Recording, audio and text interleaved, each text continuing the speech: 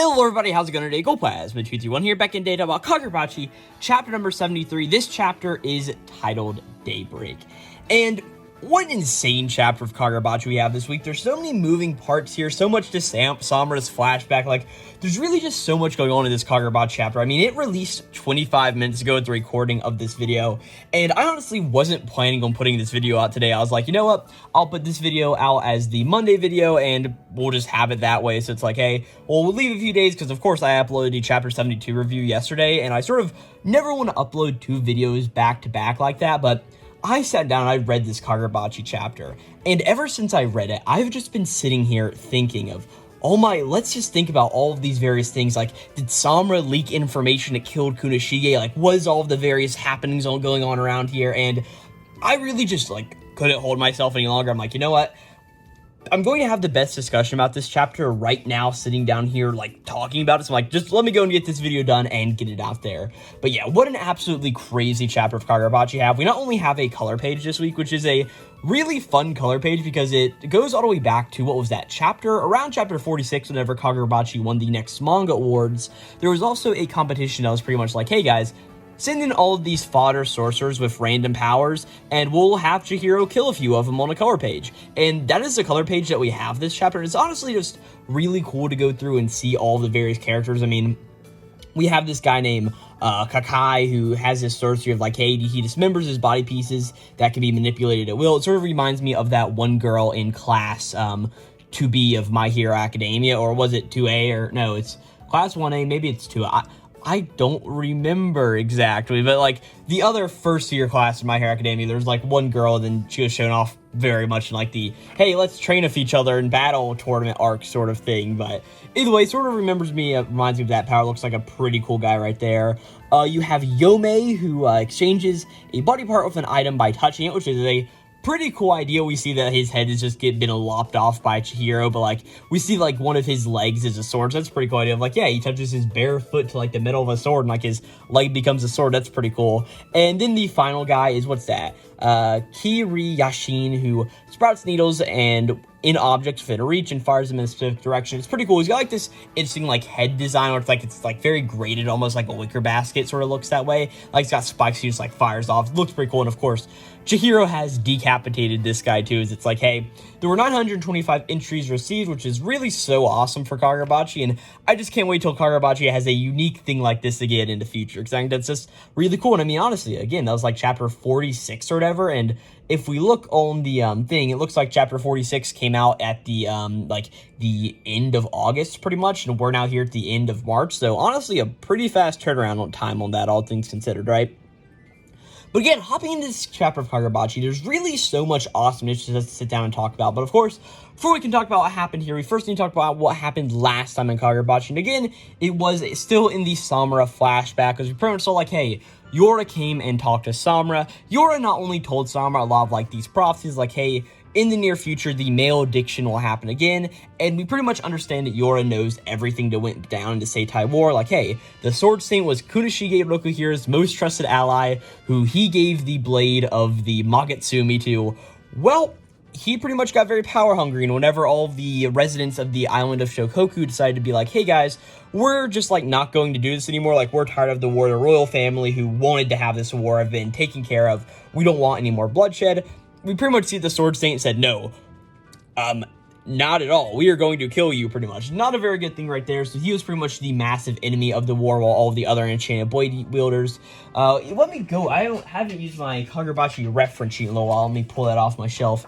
Yeah, all of the other ones at the time, of course, would have been Misaka, who is the wielder of Cloud Gouger, the Sword Saint, Yoji Ruha, Seichi Samura, and Subaru, who we don't really know much about. Misaka, Yoji, Seichi, Subaru, and the other person who we don't know their name yet, but they're the woman enchanted blade user. I know it's a little bit of a bad thing to say, like, yes, the woman of the group, but that's how manga is sometime, right?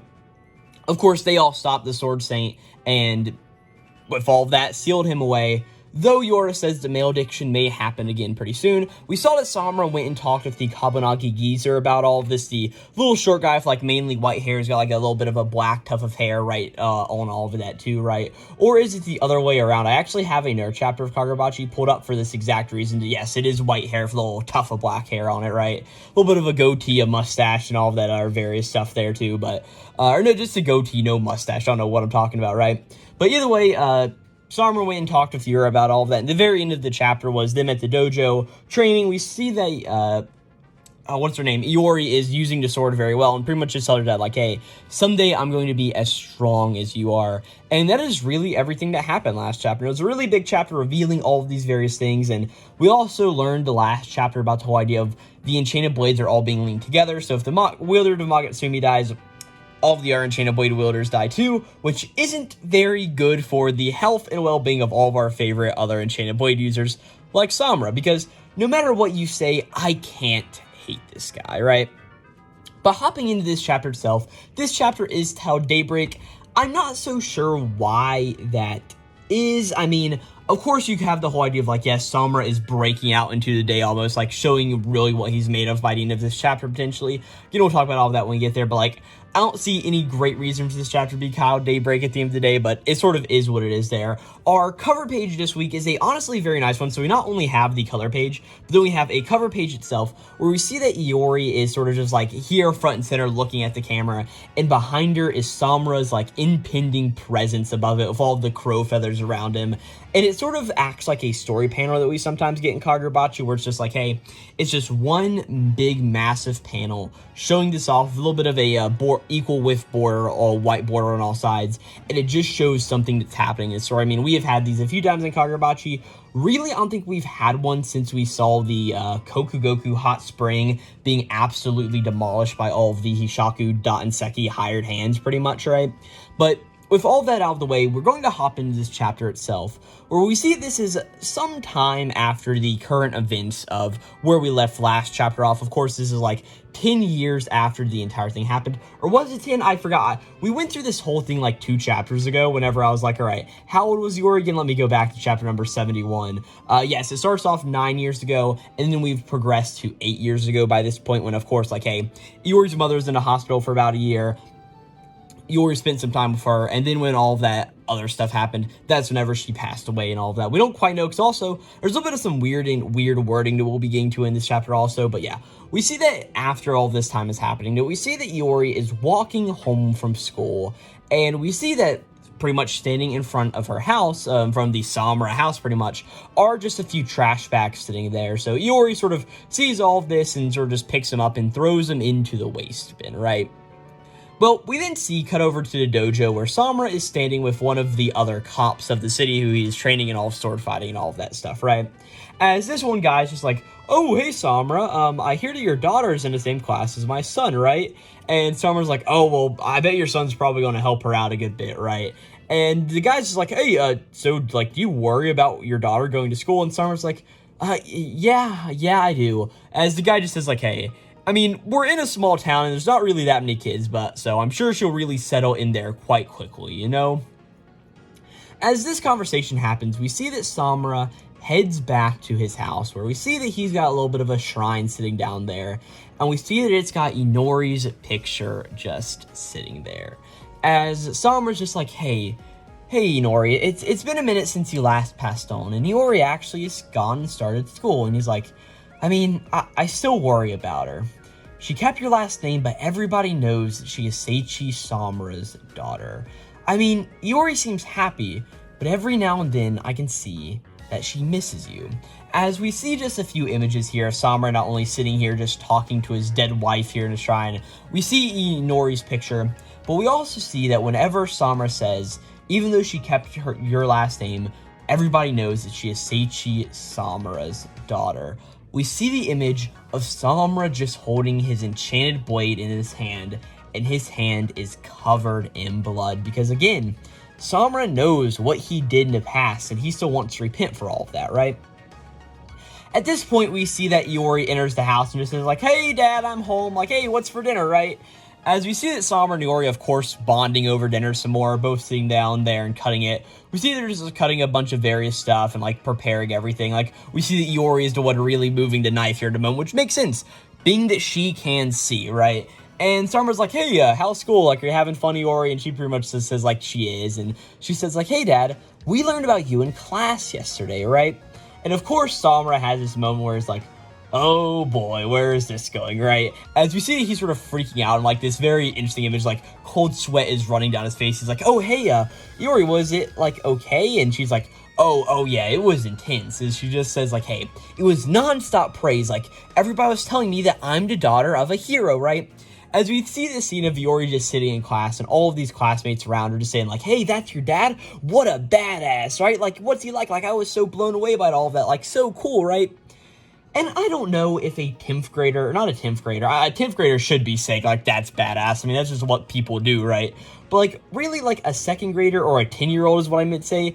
I don't know if they should be going around in school and saying, like, man, your father's a badass, Iori, but either way, it is what it is there, right?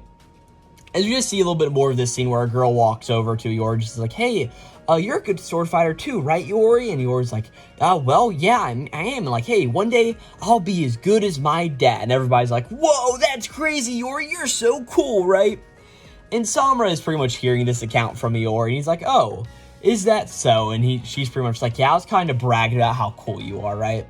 And Samura just goes and takes his hand and puts it on her head and just is like, hey, Iori, there's no rush to be like me. Anyway, I'm glad that you're making some friends. As he's tapping her head, we certainly see that Iori's like, ow, that hurt.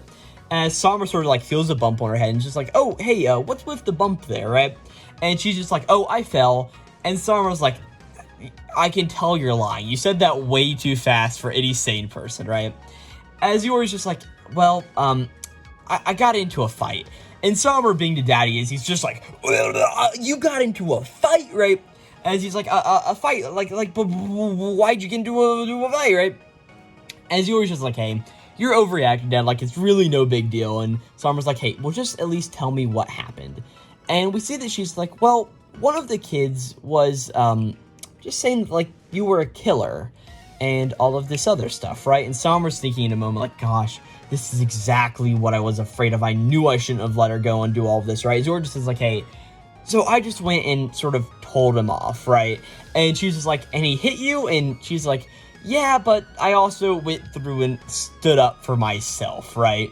And she just says like, hey, and like, hey, after all, wasn't that the whole point of training every day? And she just pretty much continues saying like, hey, and Mom always said that like, hey, even though your dad's a real jerk, but he was a hero who protected this country and our loved ones, right? And she's like, and Iori just says to him like, hey, Mom really expected you for all of that, right? And Iori just says like, hey, I mean, I just totally agree, like, and that's why I want to be just like you, so I can protect everyone I care about too. She says like, hey, I'll fight alongside you, so don't worry. And we see it in this moment, Samura sort of like mellowed out her expression a little bit, like hearing his daughter say all this various stuff, and just is like, hey, thanks, Iori. He's like, hey, but whatever you do, don't overdo it, okay? At this point, we cut back over to the training dojo, where we see that Samura is bowing in front of the guy earlier who was pretty much saying, like, hey, my daughter goes to your school and all of that, right? And Samura's just bowing his head in front, and the guy's like, hey, oh, no. Hey, I'm sorry my son was so rude to your daughter, right? He's like, hey, well, kids will be kids, isn't that right? Samura's like, no, I am completely sorry. And the guy's like, hey, no, I'm the one who's sorry. I'll straighten him out. Like, I'll tell him that you saved our country. And Samura's like, no, you don't need to do that. And we see there's a few other guys here in the dojo just sort of looking on in the moment, just seeing this little bit of a confrontation happen. And it seems like they've got pretty sour looks on their faces, right? At this point, somebody opens one of the dojo doors, sort of just walks in, just is like, hey, Mr. Samura, you have a call from the school currently, right? And Samura's like, okay.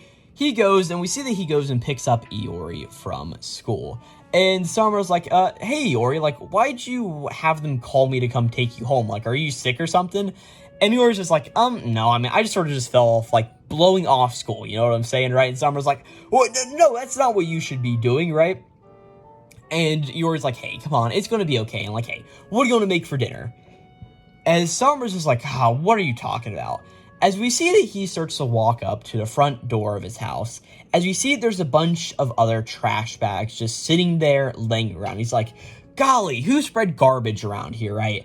As we see that Iori sort of notices all of this and starts to get some cold sweat on her face, as we see that she sort of just like runs up to all the trash here in a moment, like taking her hand off of holding Samura's, and she's like, oh man, what a mess, like who dumped all of this stuff here, like don't they know where the garbage drop is, right? And she's like, oh gosh, there's gunk on the wall too, like I'll clean all of this up, right? As you see that she goes over and picks some of these garbage bags up and hands them over to Samura and just says like, hey dad, can you go toss all this in a bin? And he's like, yeah, sure, will do. We see that he does, he picks it all up and goes and takes it to the trash bin, dumps it in there. And he's just like, golly, like what gives? Why are people spreading trash around here, right? As we see that a few teenagers are hanging around in the area and they're just like, haha, yo, did you see that? Like, man, that pile of trash in front of the house there is huge. Like, man, there must have been many other people besides than just us putting some there, right? And one of the guys like, hey, and that graffiti, was it there before? And the other guy's like, yeah, but it was never this bad. And one of the guys like, hey, well, it's not like that guy can see it, right? As we see in this moment, this other guy who's talking to, like, the Crony 1 who's talking to Crony 2. Crony 1's the one talking. Crony 2 sort of looks over and is like, oh, crap, bro. Samura's over there. Oh, no, Samura's walking towards us, right? As we see that Crony 2 is just like, oh, Samura, how's it going, right? As we see that Crony 1's just like, oh, hey, you. Like, as we see that Samura just sort of, like, picks him and just like, hey, were you two the one that dumped all of that trash there, right? And one of them's like, hey, it wasn't us. Like, just believe us, right? And Samura's like, hey, wait, like, what? Like, what are you talking about, right? As Crony 1 just is like, oh, hey, Seichi Samura. As we see that the other Crony's like, hey, don't do anything. As Crony 1 says like, hey, I just want to get this on the open, you know, like, hey, it's because you discussed us, you know, we heard what really happened a year and a half ago, the word spread. And Samura's just like, the word about? As we understand that this is the word about how the Sword Saint massacred all of the people of that small country. And Samura, of course, thinks back to Yura, who came to his house and told Samura of what happened and how he knew the whole details of everything that was going on. We see that Samura then just is like, damn it, like that guy, he's been spreading the general story about all of this, right?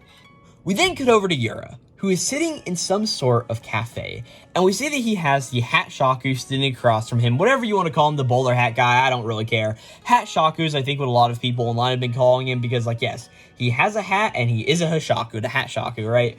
We see that Yura is sitting here with Hat Shaku guy, and Yura's just like, hey, I mean, we can't prove it because the Kabunagi covered everything up. We scattered leaflets throughout the city, and the treaty about the ethnic cleansing perpetrated by the Swordmaster, along with the forged photos signing of the treaty, right? And after all that information was based on truth, so it was really quite compelling. And if I had to guess, this is, of course, like, a few years ago. This is, what, 8 years before the main story currently? If not, we're sort of heading into that point where it's like 7.5 years upon them. So this seems like it's Yura, who knows all the information, getting all of his allies to sort of help him out and sort of creating the Hashaku and forming it in this moment, right? So, of course, we know later on that the Hat Shaku is one of the Hashaku members that went to Kudashige's hideout in the woods and ended up murdering him, and the whole thing of, like, stealing all of the various enchanted blades. So it seems like Yura is going around and actively trying to get everybody and be like, hey, guys, I'm recruiting right now, pretty much, right? As you sort of get this whole idea of, like, yes, the Kabunagi has covered all of this various stuff up, right? Well, not enough to persuade an intelligent person, but they did feel mistrust of the heroes. After all, from the start, there were people who considered the heroes to be killers, and the allegations simply fanned the flames. As Yura just continues saying, like, hey, given that the target of the rumors was a legendary swordmaster, nobody felt comfortable about making direct allegations. Instead, there's been a slow mounting tension, right?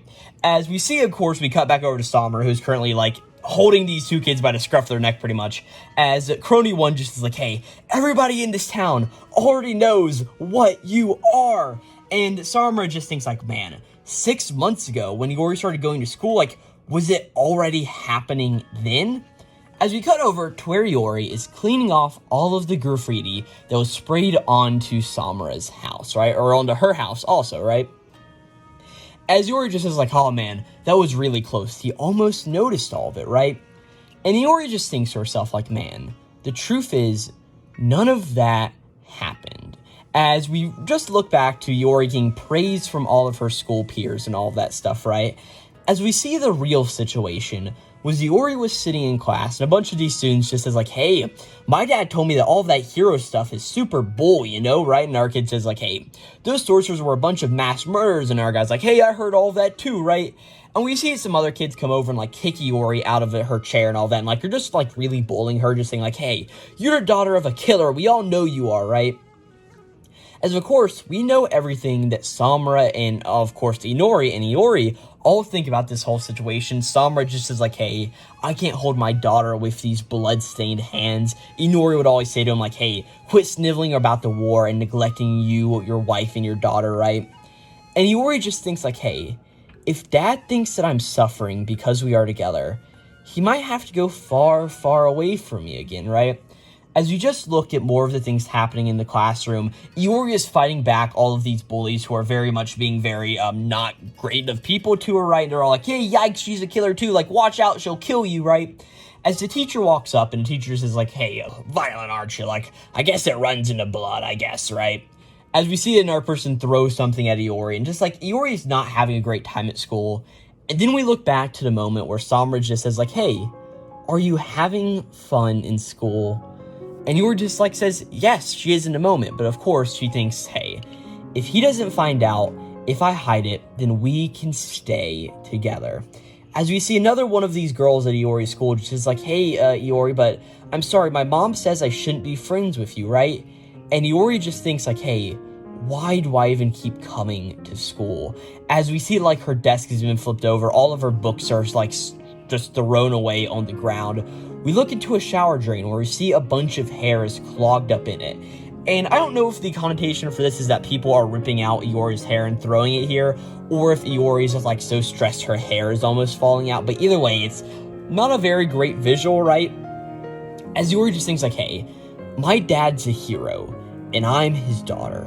If I can be strong, if I can just hang in there, I won't lose another person I love.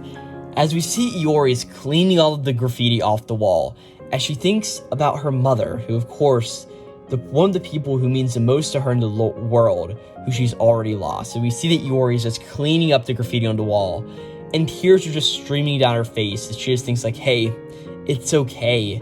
It's okay. As we see much later on in time, we see that Iori is laying in her bed and just completely sobbing to herself at night.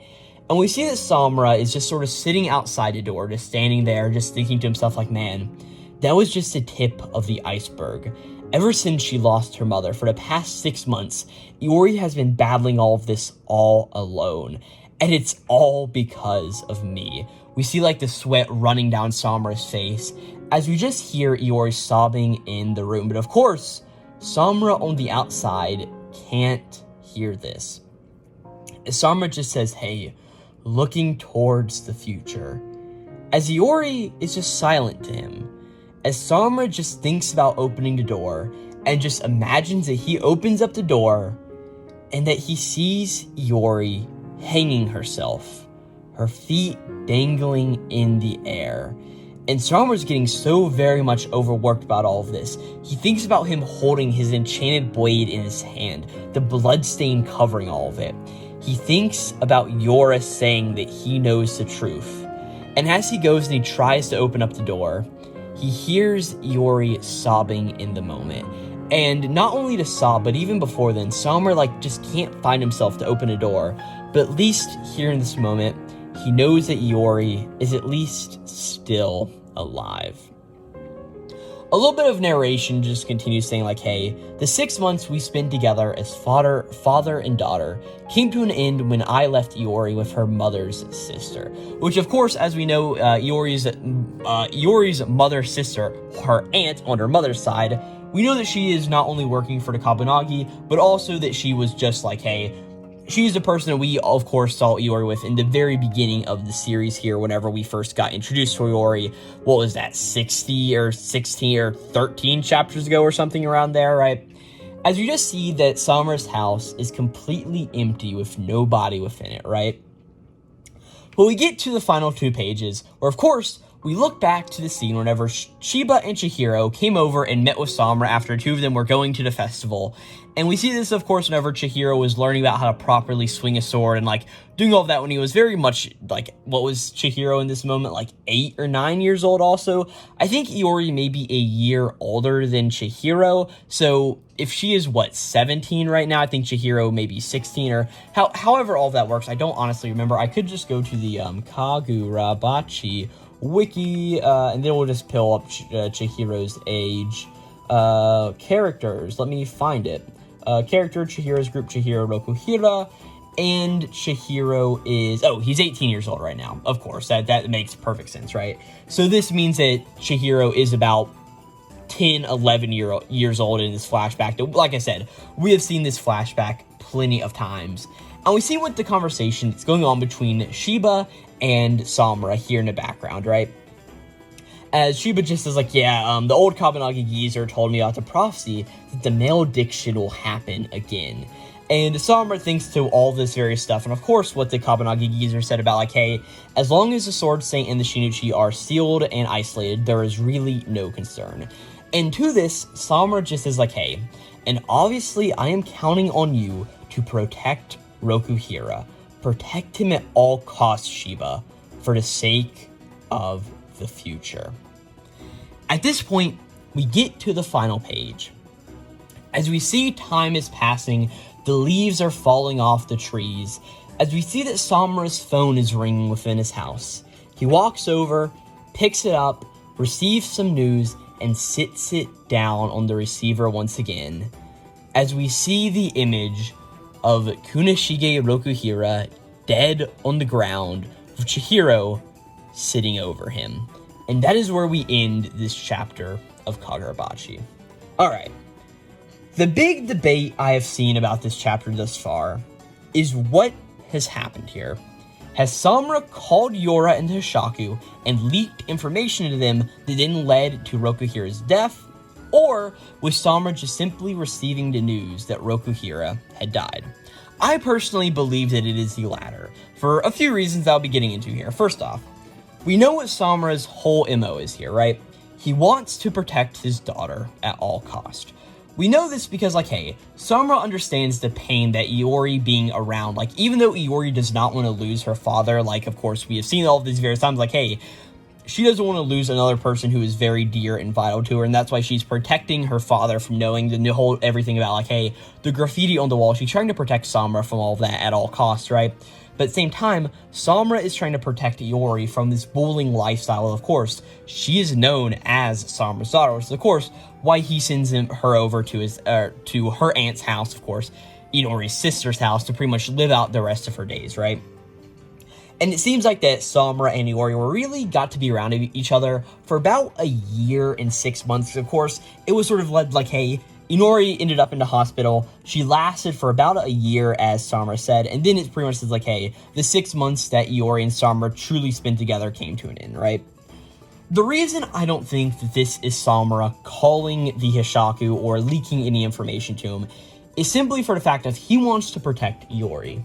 And he knows that if he lets the Hishaku get their hands on the Shinuchi, there is a higher chance of all of these things coming together, right? Of the Sword Saint getting the Shinuchi, and of course Tamagatsumi, or the malediction happening once again, right? Now, of course, there could be the whole thing of like, yes, Yura also said like, hey, we plan to use the Enchanted Blades in this way and to get rid of them in its totality, but I think we would have seen that in the flashback, and of course we know from a few chapters ago, like this is like 20 chapters ago, whenever the Hishaku member in the very like high like tier denim jacket almost, I've been calling him Talo throughout the series, whenever Talo pretty much said like, hey, after Kunishige died, Yura went personally to go see Samura to sort of explain the entire situation, and Samura said he'd help him then, with the conscription that all of the Hishaku numbers have to be absolutely known. And with that, it's like, okay, we also know there is a traitor in the Kabunagi, and with all this chapter, I went back to chapter 56 where we really got a good look at all of the various Kabunagi members. And in that chapter, if you remember, of course, there is the Sideburns guy who doesn't really trust Chihiro in any of that, right? And as all of this happens, the Sideburn guide pretty much says like, hey, let's say you are Rokuhiro's son, then you should know a few of the people here. Several of them were instrumental in establishing Kunishige Rokuhiro's hideout in the mountains. And like, hey, you lived there with him, right? As we see all of the people who really know what Kunishige's location were, right? Of course, none of the Enchanted Blade Bearers particularly knew. We know that from whenever Samura was first introduced to chapter number 50, we know that he doesn't quite know where Kunishige was held, right? That's why it was such a surprise to see not only Shiba, but Chihiro out in the wild, right? Well, we see these people are the Kabunagi Geezer, Izami, the Kabunagi member who has like the respirator on, and then the sort of like bulkier Kabunagi guy with the eye patch on his head, right? And of course, the only other person who knew Kunishige's location was Shiba, right? And it's for that reason that I particularly don't think that Samura leaked any information to Hishaku. I simply think that after Rokuhiro died, Samura was like, okay, the only way I continue to protect Iori through all of this is to ensure that these two Enchanted Blades don't come together, and if all of the control of these Enchanted Blades is currently in the hands of the Hishaku, then I will work with the Hishaku to make sure Iori stays safe, which is his one MO, is letting his daughter live to the future, even if he can't. And that is why I don't think Samura called the phone and pretty much leaked all the information on Kunishige, right? But going back to the whole point of my personal theory on who linked all of the information, I don't think it was the Kabunagi Geezer, right? That guy is pretty much like, hey, he's a very high echelon in the entire system. I don't think he did it, right? Pretty much just from how the vibes are going, I don't think that the respirator guy did it. I just don't think that he was the one. Of course, that could just be a bit misleading thing to where I just don't think it, but that's just sort of what I'm thinking. Of course, we didn't have the other option of we have Shiba, Izami, and the eye patch guy, right? I think that the eye patch guy is going to be pretty much of a dud, so I think in the end of the day, it is either Izami or Shiba. And I really hate to say that, because I don't want to believe that it was Shiba who linked all of the information, but also, we got to think about this possibly from Shiba's perspective. Shiba knew all of the atrocities of the war, and because of that, he probably wanted to protect Kunishige, right? I mean, he was the one who would always come up there, hang out with Chihiro, talk with his old friend pretty much, right? I don't want to think it was Shiba. I really don't. But to that only leads Izami, who I also don't want to think it is, right? I don't know who the Kabunagi guy was who leaked all of the information, but it seems to be one of the higher echelon. So I don't think Shiba is at least the only one who leaked all the information. Like, yes, granted, he totally could be, but I don't quite think it was just Shiba at the end of the day. If anything, I probably am just going to have to go and say the eye patch Shiba was the Kabunagi guy who did it. Probably just because he is the least inspired design in my opinion, but either way, crazy chapter of Kagurabachi, really because of all the emotions that both Iori and Samura feel in this chapter. I mean, hell, there's a section where Samura goes and he can't open up the door to see if his daughter's alive because he is too scared of everything that has really happened. And it really just shows the effect that Yura had on Samura. It's just such a crazy chapter of so many various things going on. Great chapter of Kagurabachi. And of course, last time I thought that like, hey, we're going to be continuing to flashback, which I was correct with, and that we will also be ending the flashback. No, we're going to have another flashback chapter after this, right? But I have to say, I think next chapter is going to be the final flashback chapter. Of course, what I think is going to happen is Samura, of course, Yura needs to show back up to Samura's house. We're going to see that interaction between them, and we're going to see Samura officially join the Kabunagi. And in the process of this, we're also probably going to see Samura go through and have to go to the Sacred Tsuji Temple, meet all of the various Masumi members, and eventually send the Masumi to, I say this in quotation marks, kill Iori to pretty much make her forget about everything in the world, right? But either way, absolutely insane chapter of Kagurabachi, and yeah, just really so incredibly good. But with all that out of the way, thank you guys so very much for watching this video on Kagurabachi, chapter number 73. Again, this chapter was titled Daybreak.